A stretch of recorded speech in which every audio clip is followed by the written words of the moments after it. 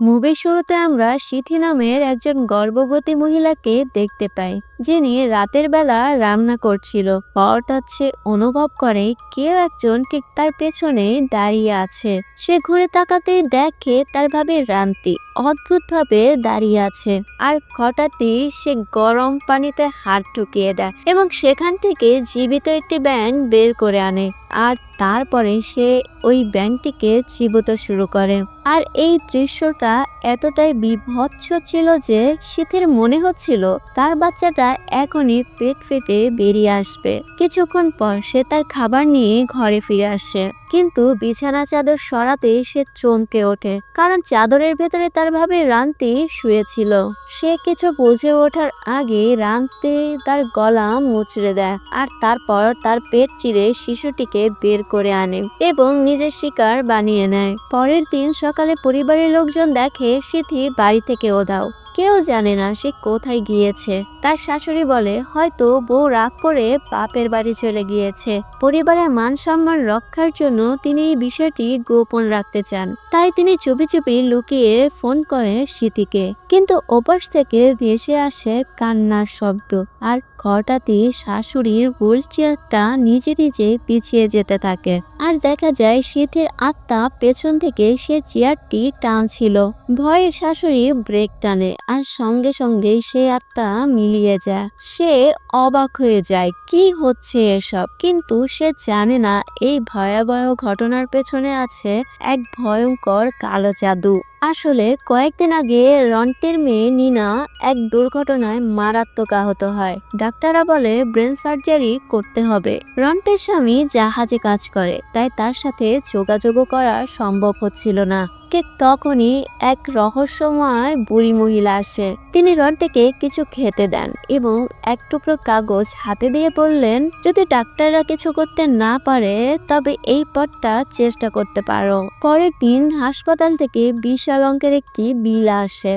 কেউ সাহায্য করতে রাজি নয়। শাশুড়ি বলে আমার কাছে এত টাকা নেই, আর রন্টির ননদ গীতা বলে বাড়িটি বিক্রি করে দাও। কিন্তু দেবর ভাইও আর তার গর্ভবতী স্ত্রী সিথি তার রাজি হয় না। কিন্তু মেয়ের চিন্তায় রন্টি একেবারে ভেঙে পড়ে। তখন তার মনে পড়ে সে বুড়ি মহিলার কথা, তাই কোনো উপায় না পেয়ে শেষ পর্যন্ত রন্টি গিয়ে পৌঁছায় সে মহিলার বাড়িতে, যে ছিল এক ভয়ঙ্কর তান্ত্রিক। বুড়ি বলে যদি তুমি শয়তানের সঙ্গে বিয়ে করো তবে তোমার মেয়ে ঠিক হয়ে যাবে। রন্টির আর কোনো উপায় ছিল না নিজের মেয়েকে বাঁচাতে, তাই সে রাজি হয়ে যায়। বুড়ি তাকে বলে একটি মোরগের কাঁচা কলিজা খেয়ে নাও, তারপর সে রক্তে গোসল করে ফুলে সাজানো মাটির বৃত্তের মধ্য দিয়ে কেটে শয়তানের ঘরে যাবে। রন্টি তাই করে। সে গিয়ে নিজের আত্মা ও শরীর শয়তানের কাছে সমর্পণ করে, আর সেই রাতেই শয়তান রন্টিকে নিজের মতো করে গ্রহণ করে।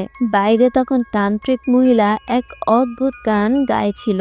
এরপর সে রন্টিকে সতর্ক করে বলে প্রতি সপ্তাহে একটি মোরগের মাথা আর কলিজা মাটিতে পুঁতে দিতে, তাহলে নিনা ঠিক থাকবে। পরের দিন সকালে সবাই অবাক হয়ে যায়, কারণ নিনা হাসপাতাল থেকে ফিরে এসেছে। আর শুধু তাই নয়, তার পা গুলো পুরোপুরি সুস্থ হয়ে গিয়েছে। সে এখন ঠিকভাবে হাঁটতেও পারছে।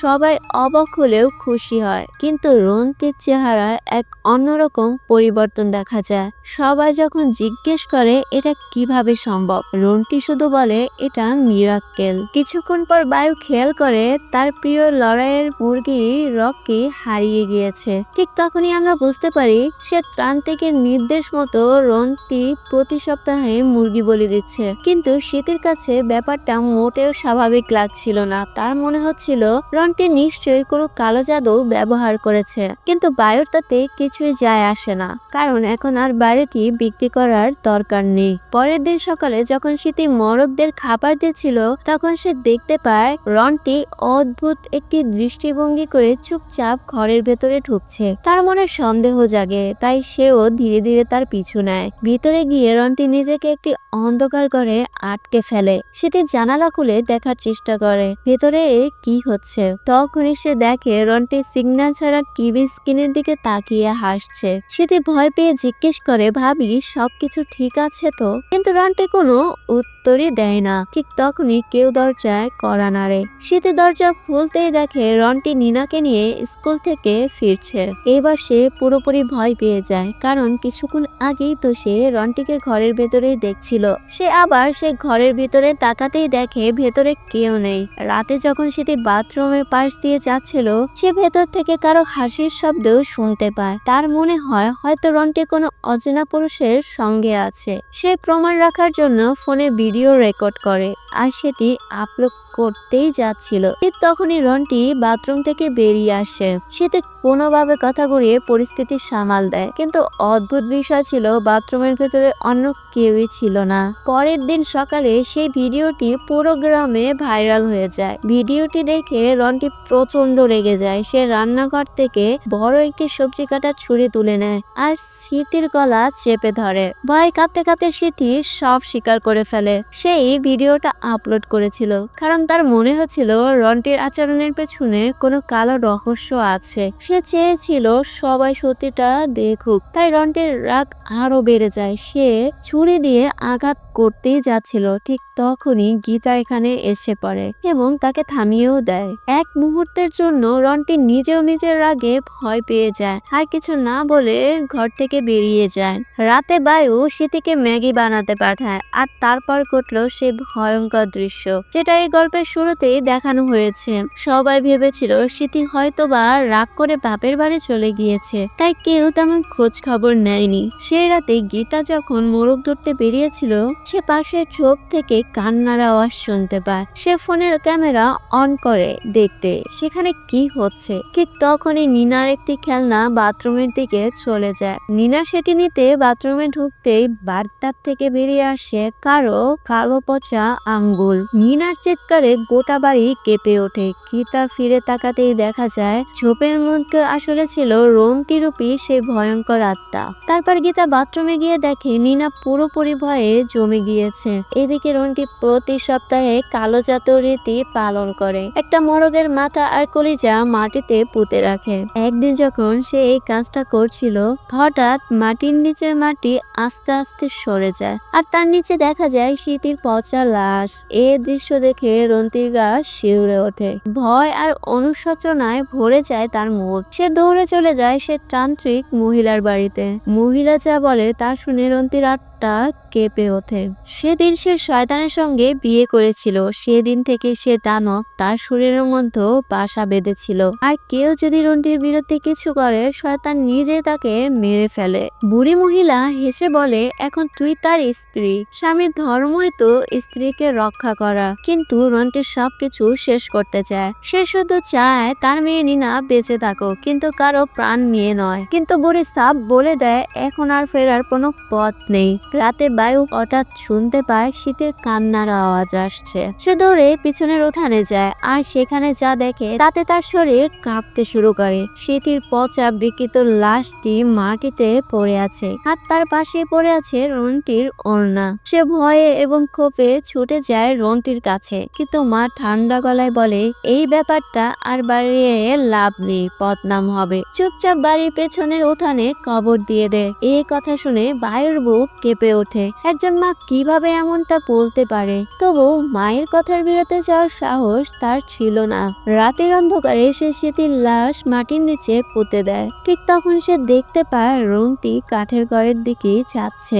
রাগে সে তার পিছু নেয় আর দরজা খোলার সঙ্গে সঙ্গে একটি ধারালো কাঠের খুঁটি তার চোখের ভেতরে ঢুকে যায় আর সঙ্গে সঙ্গে দানব তার গলা ধরে মাটিতে আছড়ে ফেলে আর তাকে খুব খারাপ ভাবে সেখানে মেরে ফেলে। কিছুক্ষণ পরে গীতা সেখানে পৌঁছায়, কিন্তু ততক্ষণে অনেক দেরি হয়ে গিয়েছে। সে বুঝে যায় কিছু ভয়ানক ব্যাপার হচ্ছে এখানে। গীতা রন্টিকে জিজ্ঞেস করে তুমি কি কিছু লুকাচ্ছ?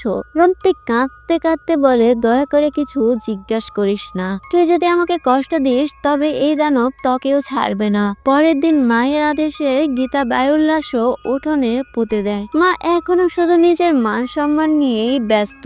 সেই সন্ধ্যায় নিনা জানালা দিয়ে দেখে তার মা রন্টি বারবার নিজের মাথা দেয়ালে ঠুকছে। হঠাৎ তার মুখ বদলে যায়, চোখ লাল হয়ে ওঠে আর সে পাগলের মতো হেসে ওঠে, যা দেখে নিনা ভয় পেয়ে যায়। এরপর 1 মাস পর রন্টির স্বামী বউ, যে এতদিন বাইরে চাকরিতে ছিল, সে বাড়িতে ফিরে আসে, কিন্তু রন্টি তাকে দেখা দিতেই চায় না। বউ দরজার ফাঁক দিয়ে উকি দিতেই দেখে রন্টি আর আগের মতনই, তার মধ্যে যেন অন্য কেউ বাস করছে।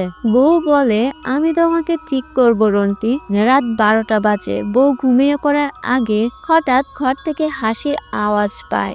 দরজার ফাঁক দিয়ে তাকাতে সে দেখে একটা ভয়ানক কালো হাত নখওয়ালা পাঞ্জার মতো বাহু দিয়ে রন্টিকে জড়িয়ে রেখেছে। পরের সকালে বউ রন্টিকে লোহার শিকল দিয়ে বেঁধে ফেলে, যেন সে আর কারো ক্ষতি করতে না পারে। নিনা তার মায়ের জন্য খাবার নিয়ে আসে, কিন্তু তার মা তখন বলে, মা এই শিকলটা খোলো। কিন্তু নিনা ভয় পেয়ে পিছিয়ে যায়, কারণ তার চোখে এখন সে মা নয়। সে দৌড়ে গিয়ে দাদির কোলে লুকায়। ওদিকে গীতার মনে পড়ে হাসপাতালে রন্টি আর সে তান্ত্রিক বুড়ি মহিলার মধ্যে কিছু রহস্যময় কথা হয়েছিল।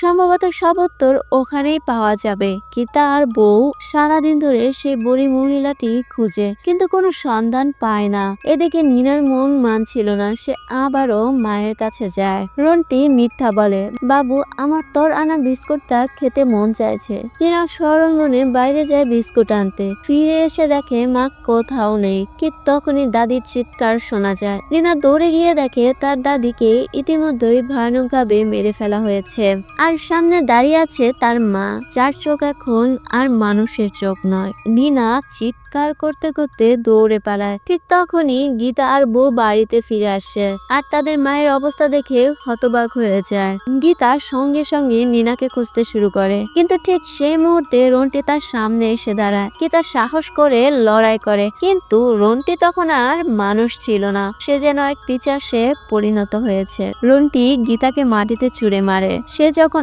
আক্রমণ করতে যাচ্ছিল, গীতা পাশে থাকা একটি বড় কাঁচি তুলে দিয়ে রন্টির কাঁধে গেঁথে দেয়। রন্টি প্রচন্ড রাগে গর্জে ওঠে, এক ঝাঁকুনিতে গীতাকে ছিটকে ফেলে দেয়, আর গীতা সেখানেই অজ্ঞান হয়ে যায়। এদিকে বউ নিনাকে খুঁজতে খুঁজতে এগোচ্ছিল। হঠাৎ সে অনুভব করে কেউ যেন তার পেছনে নিঃশ্বাস ফেলছে। সে ঘুরতে রন্টি তার ওপর ঝাঁপিয়ে পড়ে। বউ পালাতে চায়, কিন্তু সেই কাঁচি সোজা তার বুকে ঢুকে যায়, আর এক আঘাতে সব শেষ। রন্টি এখন বাড়িতে লুকিয়ে থাকা নিনাকে খুঁজতে থাকে। ঠিক তখনই গীতার জ্ঞান ফিরে। সে চিৎকার করে রন্টির মনোযোগ অন্যদিকে ঘুরিয়ে নেয়। নিনা দেখে তার মৃত বাবা আর পাগল হয়ে যাওয়া মাকে। তার চোখ বেয়ে পানি পড়তে থাকে। সে বড় কাঁচিটা তুলে নেয় এবং মাকে থামাতে সামনে যায়। তার মা ডাক শুনে রন্টির আত্মা যেন হঠাৎ করে জেগে ওঠে। তার লাল চোখ ফের স্বাভাবিক হয়ে যায়। রন্টি তখন কাঁদতে কাঁদতে বলে, গীতা নিনাকে নিয়ে এখান থেকে চলে যা তাড়াতাড়ি। তারপর সে ঘরের সব পেট্রোল নিজের গায়ে ঢেলে দেয়। মেয়েকে শেষবারের মতো দেখে আগুন লাগিয়ে দেয় নিজের শরীরে। তার চিৎকারের সঙ্গে সঙ্গে দানবীয় শক্তিটাও আগুনে পড়ে যায়। আগুন শুধু তার শরীর নয়, সে অভিশপ্ত আত্মাকেও ধ্বংস করে দেয়। এরপর গীতা ও নিনা চিরদিনের জন্য এই বাড়ি ছেড়ে কাছের একটি গ্রামে চলে যায়। সেখানে তারা নতুন জীবন শুরু করে, সাধারণ কিন্তু শান্তিপূর্ণ। কিন্তু গল্প এখানে শেষ নয়। একদিন গীতা যখন পুরনো আলমারি পরিষ্কার করছিল, হঠাৎ দেখে আলমারিটা নিজে নিজে নড়ছে। ভয়ে ভয়ে সে দরজা খুলে দেখে ভেতরে লাল রঙের এক বিয়ের পোশাক ঝুলছে। এটা সেই পোশাক যা রন্টি পরেছিল শয়তানের সাথে বিয়ে করার সময়। গীতার মুখ ফ্যাকাশে হয়ে যায়। সে ফিস ফিস করে বলে, তবে কি সবকিছু আবার শুরু হতে যাচ্ছে? আর এখানে এই মুভিটি শেষ হয়ে যায়। আর এটাই ছিল এই মুভির সম্পূর্ণ এক্সপ্লেনেশন। আশা করছি আপনাদের কাছে এই ভিডিওটি ভালো লেগেছে। তাহলে অবশ্যই ভিডিওটিতে একটি লাইক দেবেন এবং চ্যানেলে নতুন হয়ে থাকলে চ্যানেলটি অবশ্যই সাবস্ক্রাইব করবেন। Thanks for watching.